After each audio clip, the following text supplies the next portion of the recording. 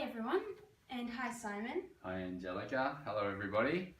So last week in our Facebook video, Managing Anxiety Effectively Through Story Work, we worked on me writing down all my anxious thoughts and feelings in a story format about my fear of stuffing up, being judged, feeling disconnected, alone and sad.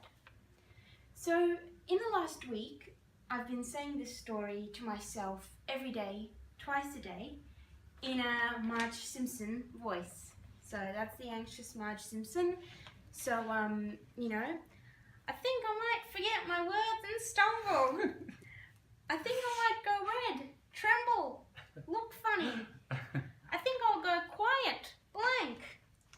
I think I won't have friends, connections. I think I'll be alone. You know?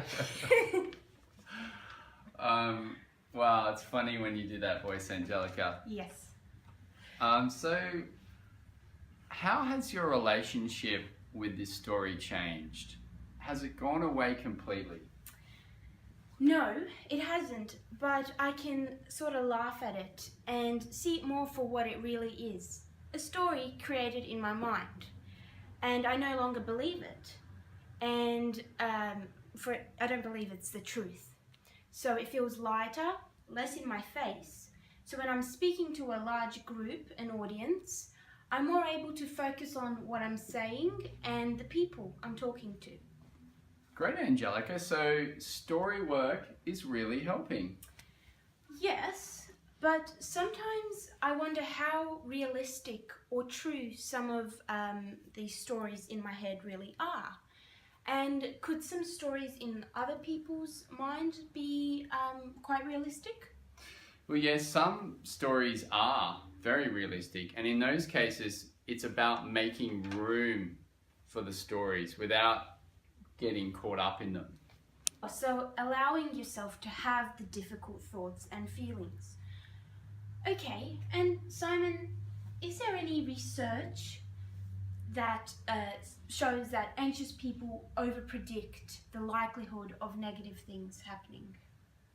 Yes, Angelica, there is. Let me show you. A great piece of research was done years ago with 100+ people who have social anxiety. They were asked to socialize at a party. There were a number of observers observing those 100+ people, and they were recording their observations and their thoughts. At the end of the party, when the anxious people had finished socializing, the people were asked how many observers noticed you. And if those observers noticed you, did they think about you? And if they thought about you, what thoughts did they have about you? Were the thoughts positive, neutral, or negative? What the researchers found was that the more socially anxious, so the higher up the people had, the more social anxiety they had, the more they overpredicted or thought that the observers were noticing them, looking at them, thinking about them, and thinking negatively about them. So is it only socially anxious people who overpredict the possibility of these negative events happening, or can it be any anxiety and overpredicting about anything?